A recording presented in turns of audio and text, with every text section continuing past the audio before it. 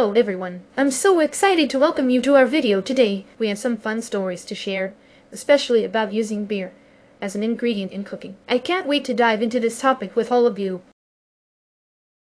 So, let me tell you about a cooking episode I had where I realized there was a shortage of beer, which I needed for a special dish. I was preparing a delicious beer-braised chicken for a family gathering, and it was a recipe I had been looking forward to making.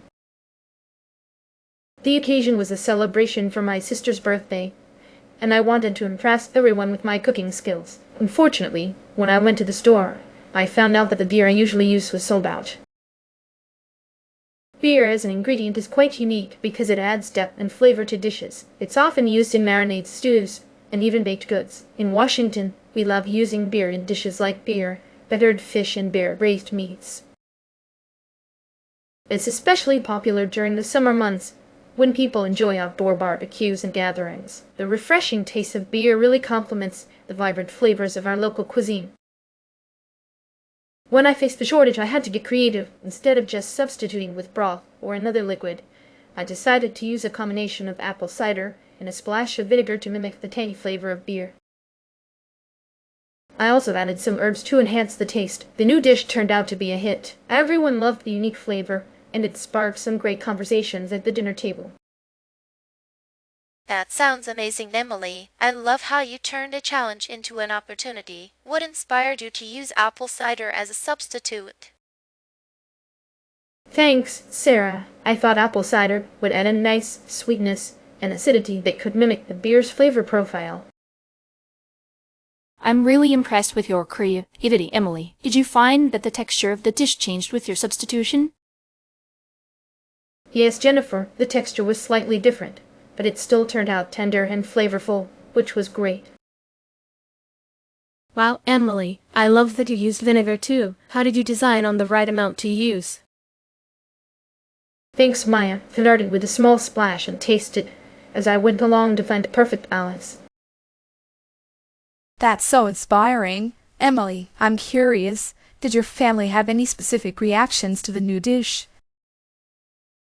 They were pleasantly surprised and loved the new flavor. It was a fun twist on the original recipe.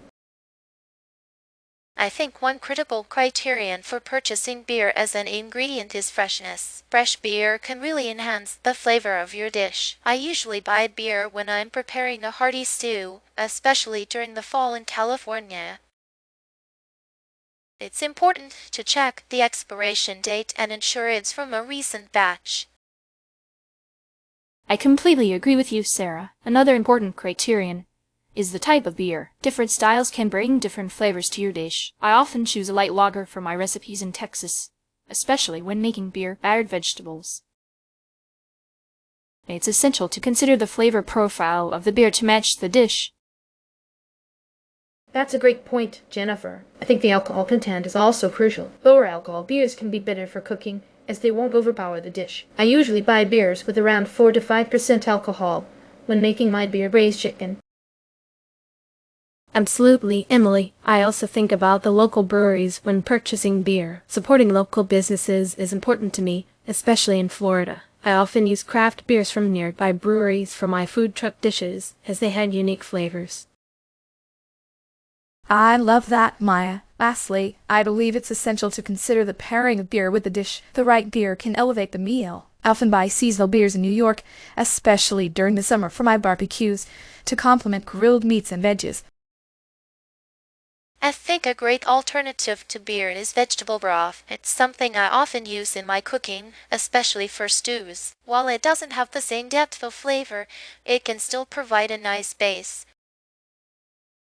I agree, Sarah. In Texas, I sometimes use apple juice as an alternative. It adds sweetness and acidity, similar to beer, but it's not quite the same. I've found it works well in marinades. That's interesting, Jennifer. In Florida, I often use coconut water as an alternative. It brings the unique flavor to dishes, but it lacks the bitterness of beer. I love using it in tropical-inspired recipes. I appreciate those suggestions. In New York, I sometimes use kombucha as an alternative. It has a tangy flavor and can add a nice fizz, but it's not as rich as beer. I've enjoyed experimenting with it in various dishes. Wow, what an inspiring discussion we've had today. We talked about my experience with the beer shortage and how I creatively adapted my dish. Sarah shared insight on freshness. Jennifer emphasized the type of beer. I discussed alcohol content. Maya highlighted local breweries, and Chloe focused on beer pairing. I'm so grateful for all your contributions. This sparked so many creative ideas. Thank you all for joining us today, and a big thank you to our viewers for watching. I hope you feel inspired to try new ideas in your cooking. Until next time, take care and happy cooking.